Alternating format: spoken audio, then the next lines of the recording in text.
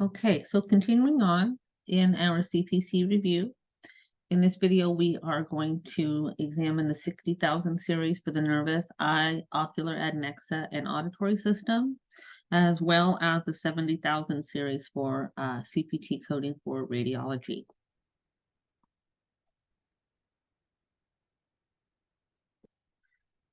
All right, so the section for the spine and spinal cord is going to include several code listings and categories.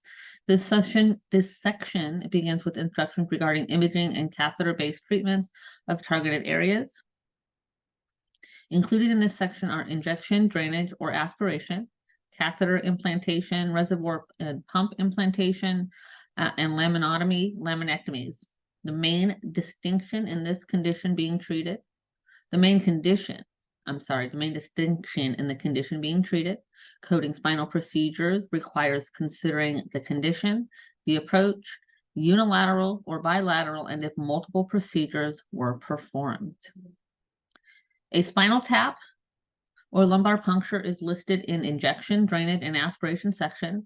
CSF or cerebral spinal fluid is going to be obtained by inserting a needle into the subarachnoid space in the lumbar region. Various conditions such as infection or hemorrhage can be diagnosed. Lumbar punctures can also be done for therapeutic purposes. Catheter implantation codes are going to be reported for the implantation, revision, repositioning, or removal of an intrathecal or epidural catheter for long-term medication administration. The intrathecal is into the spinal cord. The implantation of reservoirs or pumps for intrathecal or epidural drug infusion have their own category. Laminotomies, laminectomies, exploration, and decompression procedures have their own categories as well in this section. The approach of the surgery is a primary consideration of those procedures. Another key element in coding from these categories is going to be add-on codes for the number of interspaces. The instructional guidelines and parenthetical instructions are going to help with your code selection and appropriate modifiers. When selecting your laminotomy, your laminectomy, exploration, and decompression codes, pay attention to the number of interspaces. Interspaces are the space between the vertebrae. For example, a procedure performed on L1 to L2 would be reported as one interspace or the space between those two vertebrae. So if a procedure is performed on L2 through L4, there would be two interspaces, the interspace between L2 to L3, and then the interspace between L3 to L4 are going to be involved. So a laminectomy or a laminotomy, otherwise known as a hemilaminectomy versus an actual laminectomy. A laminotomy is also known as a hemilaminectomy, which is the removal of half of the lamina from one side of the vertebrae. Your laminectomy is the complete removal of the lamina on both sides of the vertebrae, which also will result in the removal of the spinous process. The purpose is for decompression of the spinal cord and or spinal root. So for your laminotomy, the key coding concepts are anatomical site and number. The laminotomy is an orthopedic neurosurgical procedure that removes part of the lamina of the vertebral arch in order to decompress the surrounding spinal cord and or spinal nerve root. It's helping to relieve that pressure that the patient's feeling on their spinal cord. For your laminotomy, the laminotomy is an orthopedic neurosurgical procedure. So other concepts to include is going to be the anatomical site. So was this cervical, thoracic, or lumbar? So cervical is the neck, thoracic is going to be the chest area or thorax area, and lumbar is going to be the low back. Segments versus interspaces, the number, as well as the approach. Was it percutaneous, endoscopic, or open? For spinal decompression, it is a general term that refers to various procedures intended to relieve symptoms that are caused by pressure or compression on the spinal cord and or nerve roots. Discectomy is one procedure that involves the removal of the disc between the spinal vertebrae. An osteophyte is a bony growth or protuberance from vertebrae. Osteosphenectomy is the removal of that bony piece. These bony protuberances can be a problem by putting pressure on the spinal cord. So we do have to consider the approach as well. Corpectomy is a procedure to decrease pressure on the spinal cord by removing one or more of the vertebral bodies. Coding concepts include anatomical sites, so cervical, thoracic, or lumbar, segments versus interspaces, the number, the approach, percutaneous, endoscopic, or open. Stereotaxis is the precise method of destroying deep-seated spinal structures located by the use of three-dimensional coordinates. Neurostimulators or spinal devices are implanted in the body and designed to treat neurological disorders. They are placed percutaneously or with an open procedure, inserting the electrodes or pulse generators. And what it's do, it contracts and relaxes and stuff to help stimulate those nerves. Excision by nerve removes a tumor or mass growing on one of the 7 major peripheral nerves of the body. Neuropathy and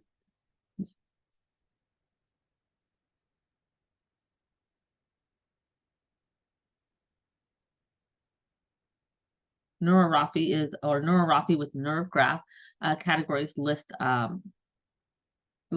nerve repair based upon the type of nerve being repaired. Grafting codes are going to be included. Many of these procedures are intricate and require the use of an operating microscope. Read your guidelines and parenthetical instructions very carefully to avoid bundling issues. So we want to make sure, because you're going to see some of those procedures, that the operating microscope is going to be included as part of that procedure, and it would not be billable separately.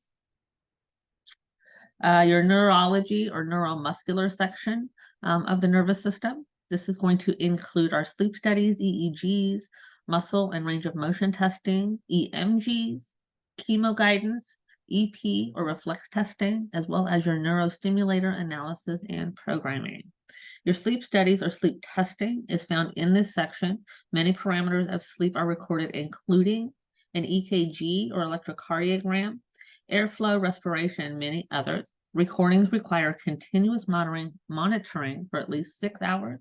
We do append modifier 52 when the time stated in the coding guidelines is not met. So if it was less than 6 hours, we would need to append modifier 52. Muscle and range of motion testing are going to be specific manual muscle testing of the extremities, trunk, hand, and or the total body. Electromyography or EMG evaluates the causes of weakness, paralysis, muscle twitching, or other problems. Evoke potential reflex or EP reflex testing measures the brain's electrical activity in response to stimulation of specific nerve pathways. And neurostimulator analysis and programming is coded by the type and location and by simple versus complex.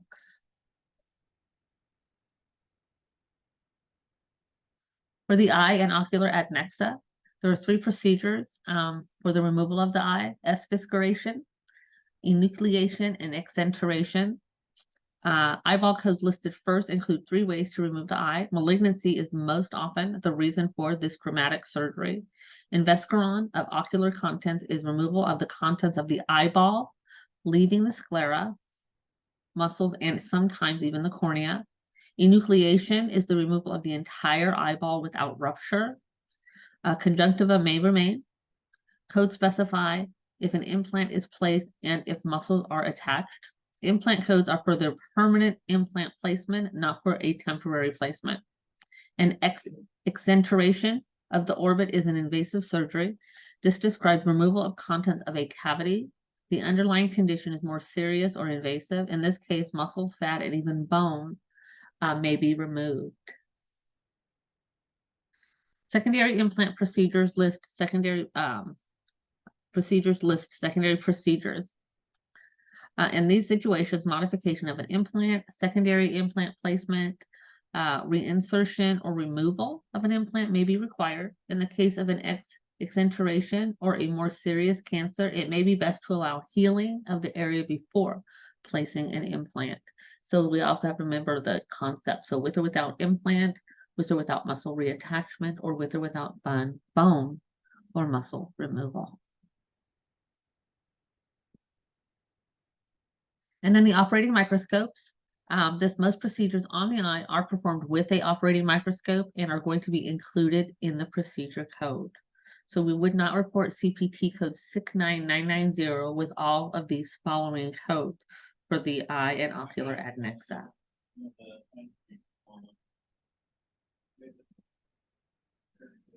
All right, so question 14 in our pre-test question packet.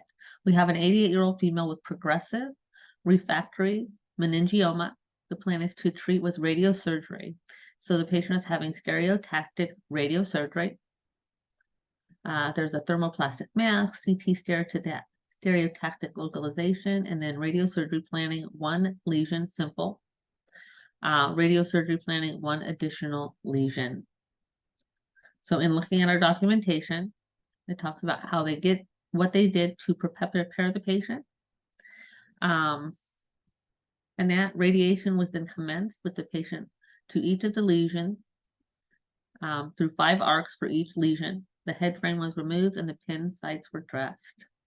So for this type of stereotactic radiosurgery, we have 61796 and 61797. Our answer is A for both of the stereotactic radiosurgery, and 61800 with a CPT code of D32.0.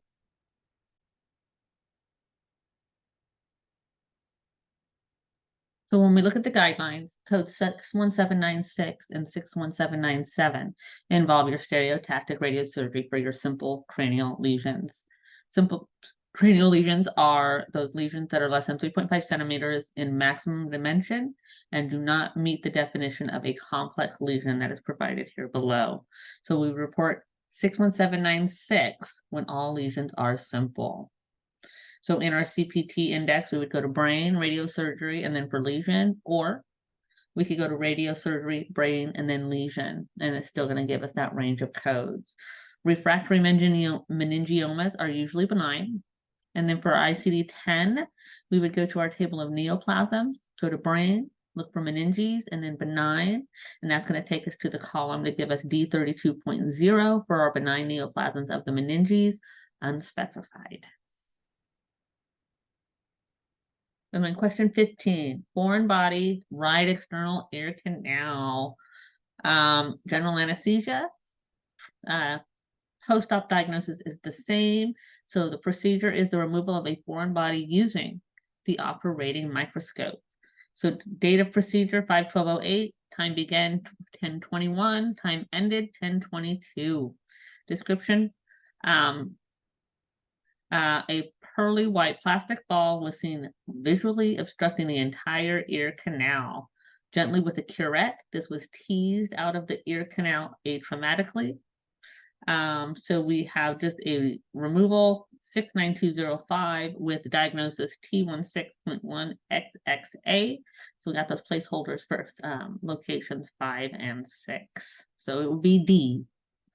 So in looking at our guidelines for this, for foreign body implant definition, an object intentionally placed by a physician or other qualified healthcare professional for any purpose is considered an implant. An object that is unintentionally placed, such as trauma or ingestion, is considered a foreign body.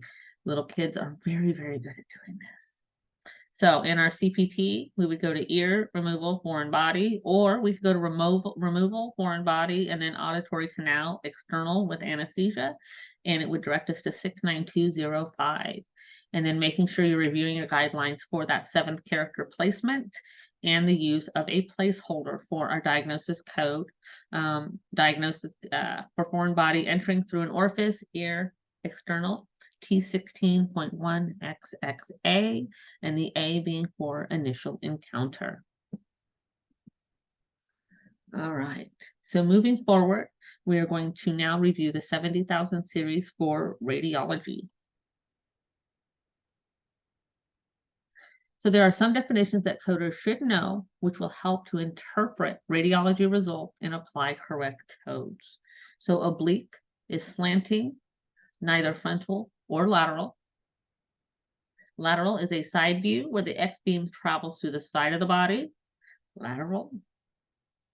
Antero-posterior, well, the X-ray beams are entering through the front and exiting through the back. And posterior-anterior is where they enter through the back and exit through the front. And then cone is going to be a focused or spot view. Some additional terms: proximal, closer to the point of attachment to the body. So here's an attachment to the body. Proximal is going to be closest to this. Distal, away from the attachment to the body. Flexion is going to be bending. Extension, straightening. So when it comes to diagnosis coding for radiology, it can come from any chapter in our ICD-10 CM manual. Whenever possible, coders should be using the most definitive or final diagnosis from the radiologist for coding the services being provided. When no definitive diagnosis is available, or when the radiology study is found to be normal, we want to code the signs and or symptoms which necessitated the ordering of the study initially. In the professional coding, we do not code for inconclusive diagnoses such as probable, ruled out, suspected, maybe, I think so, rule out, any of those. In those cases, diagnosis code selection would default to the sign and or symptom which prompted the test to be performed. Arm pain, leg pain, abdominal pain, headache, nausea, vomiting. What are the symptoms that the patient has? And then for routine radiology, we have Z01.89 for your radiological examination, not elsewhere classifiable. For supervision and interpretation, is often referred to as the SNI code. Interventional radiological procedures are used to diagnose and treat conditions using invasive procedures. Many of these procedures require radiological guidance. There will be a code from the surgery or medicine section reported along with the supervision and interpretation code from the radiology section. If the same physician provides both the surgical procedure and the radiology guidance, the physician will report both codes. When the physician performs the surgery and a radiologist performs the supervision and interpretation, then each will then report their own separate code for their portion of that service. The guidelines are also going to be specific to contrast material administration. Contrast material is used to highlight or enhance images during the radiological study. Contrast materials must be given by needle into a vein, intravascularly, or into a joint, intra-articularly, or into the epidural space, which is intrathecally. Oral and or rectally given contrast does not qualify for code saying with contrast. And then our modifiers TC and 26. We've seen this with pathology and lab as well. So some modifiers are going to be specific to radiology. They allow the division of services by professional and technical component. Like we see with EKGs, there can be a professional component and a technical component. The professional component is identifying the work of the physician, with the technical component identifying the cost associated with owning the equipment, employing the technician, supplies, the equipment overhead, etc. So when the services are billed without a modifier, they are considered to be global or inclusive of both technical and professional components. To separate out the technical and professional service, the modifiers TC and 26 are applied to the CPT code if only one component of that service was done by your provider or location.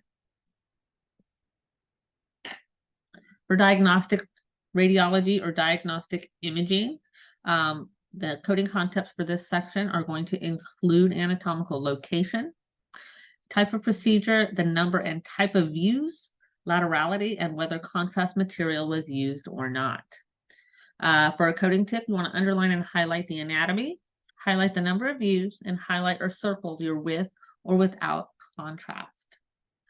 With your MRI and CT codes, there are typically 3 potential codes: with contrast, without contrast, or with and without contrast. So it's going to just really depend on that. So pay attention to that. So without contrast, with and without contrast, followed by contrast with additional views.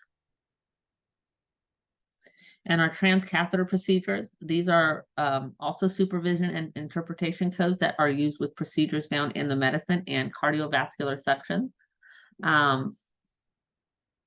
So you're going to see these used with like cardiac catheterizations. And then ultrasonic guidance. This is also used as radiological guidance for particular medical or surgical procedures as defined on this slide.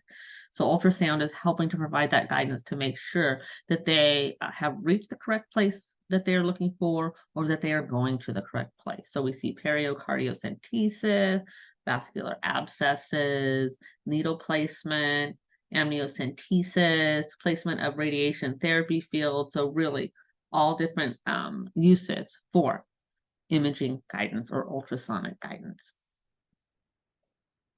And then radiological guidance. There are codes for your fluoroscopic, CT, and MRI guidance to assist in medical and surgical procedure. Fluoroscopy is using a continuous X-ray beam with a special machine called a C-arm that rotates around your body to look at different angles. During the exam, a series of X-ray images are projected onto a screen similar to a movie or moving picture, so it allows them to view it in real time. And then your radiation oncology treatment. One of the more difficult of coding from this section is how to calculate and report the number of radiation oncology treatment that a patient has. So according to the guidelines, radiation treatment is reported in units of 5 fractions or separate treatment sessions.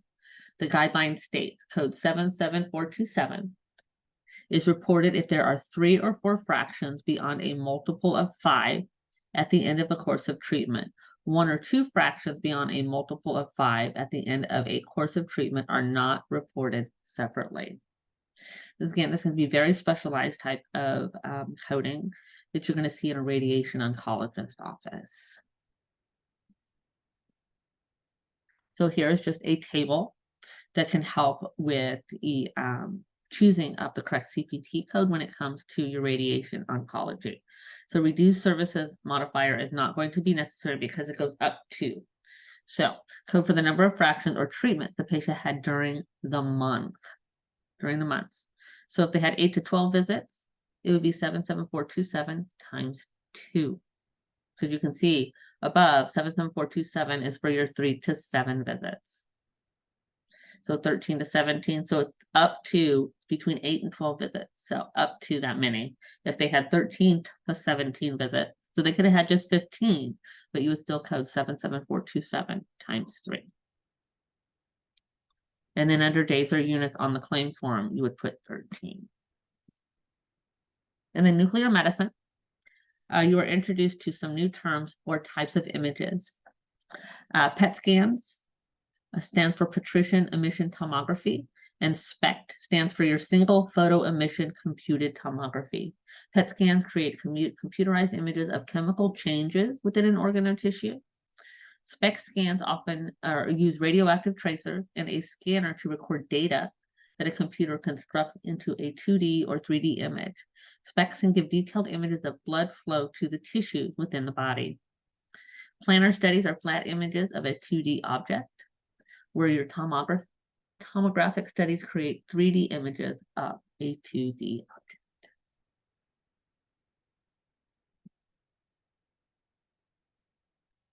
All right, question 16 in our pretest. So we have a chest x-ray with ribs. Patient is having cough and rib pain. So technique is a PA chest x-ray of the left ribs 3 view. So we see in this finding detailed AP upper and lower oblique images of the left ribs. So our answer would be B, 71101 with your R of 05.9 and R 07.81. The impression is unremarkable. So our diagnoses are going to be cough and rib pain because we have nothing else more definitive than that. And then our CPT code is going to be 4, the chest x-ray, 3 views.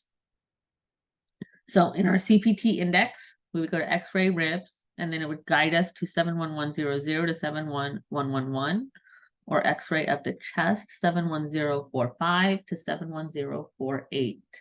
And it's remember, it's 71101. So it's going to be x-ray of the ribs.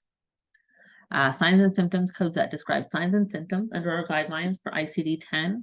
So because nothing, again, was definitive, we're going to code for the cough and the rib pain. And question 17. Patient presents with localized edema in the legs. They have hypertension and congestive heart failure and are currently on medication for both of these conditions. The physician ordered a complete venous duplex scan of the lower extremity. The femoral, superficial femoral, posterior tibial, and popliteal veins were assessed. There was no evidence of thrombus. The study was normal. So we're going to be coding for the complex venous duplex scan of the lower extremity. And then we have diagnoses of hypertension and congestive heart failure. Excuse me.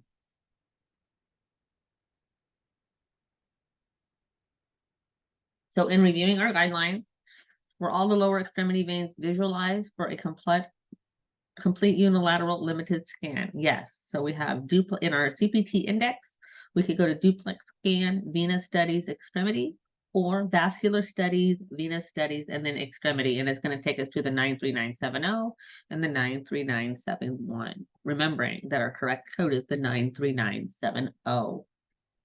And then we are code, of course, our hypertension with heart disease. So again, we're going to presume a causal relationship between hypertension and heart involvement, as well as between hypertension and kidney involvement. So this patient has congestive heart failure and hypertension. So we have hypertension with heart failure, congestive I 11.0, and then I 50.9 for the congestive heart failure. And that concludes this series.